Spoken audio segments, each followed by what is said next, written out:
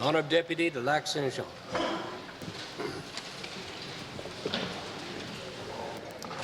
Monsieur le Président, je suis venu à la politique sur le tard, dans des circonstances difficiles, mais animé des meilleures intentions. 3 raisons m'ont convaincu de descendre dans la fosse aux lions. La première, c'est l'attrait du beau risque de la coopération avec M. Mulroney. La deuxième, M. Mulroney lui-même. Il avait, par une chaude journée du mois d'août en 84, à cette île, pris l'engagement solennel de réconcilier ce pays. Je savais aussi qu'il avait rempli l'engagement en concluant en 87 l'accord avec tous les premiers ministres des provinces qui permettrait au Québec d'entériner formellement le rapatriement de 82. L'objectif était clair, entrer dans l'équipe gouvernementale pour aider le premier ministre à obtenir la ratification à laquelle la mise en œuvre de l'accord était subordonnée. C'est avec hésitation que je me suis moi-même finalement rallié à l'accord, car dès 82, il m'est apparu qu'un jour, le Canada anglais aurait à payer le prix fort pour réparer le bris de confiance de 82, aussi bien que le tort fait devant l'histoire à sa propre réputation. J'ai trouvé, en lisant l'accord, la première fois, que le Québec avait fait bon marché de son humiliation et de sa juste indignation. Mais, convaincu qu'on ne pouvait faire mieux, j'en arrivais à la conclusion qu'il fallait sortir du ghetto et de la prostration où nous avait confinés l'arrogante imposture de M. Trudeau.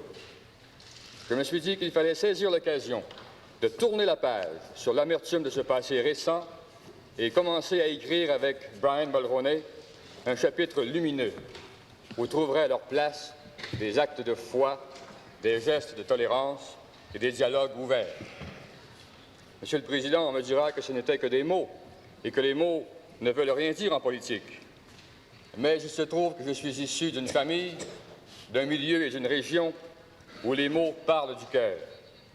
Et ce n'est pas un hasard, par exemple, si le mot générosité vient si souvent sur les lèvres du Premier ministre, c'est que justement, c'est un être foncièrement généreux. Je pensais aussi qu'à plus forte raison, une signature, surtout de Premier ministre, était une chose sacrée. Par conséquent, je n'avais aucune raison de croire que l'accord du Lac-Meech, revêtu des signatures des premiers ministres du Nouveau-Brunswick, du Manitoba et de Terre-Neuve, serait déshonoré. Il y a quelque chose de profondément choquant dans l'idée que les profanateurs même des signatures de leurs prédécesseurs tentent aujourd'hui de faire porter par Québec le poids de leur propre culpabilité. Et même le plus habile d'entre eux, M. McKenna, me fait penser aux loups qui lancent des appels empressés à la protection de la bergerie qu'il vient de saccager. Tous ces messieurs savent toutefois fort bien que la négociation a eu lieu, que les compromis ont été faits, et le Québec en est sorti exsangue, après avoir tracé la limite extrême de ses concessions à l'endroit même où la fierté perd son nom. Voilà pourquoi toute demande de concession additionnelle est une insulte à leur sens de l'honneur. Or, le rapport de la commission parlementaire propose la banalisation du caractère distinct de la société québécoise par l'inscription de la même disposition de l'égalité des communautés anglophones et francophones du Nouveau-Brunswick. Je songe aussi à sa dilution encore accrue par la proposition d'une application conjointe de la Charte des droits et libertés. Je m'inquiète pareillement de la suppression recommandée de la règle de l'unanimité pour opérer la réforme du Sénat et de tous les dangers que laisse planer sur le veto du Québec la formule ambiguë d'un mécanisme d'approbation régionale.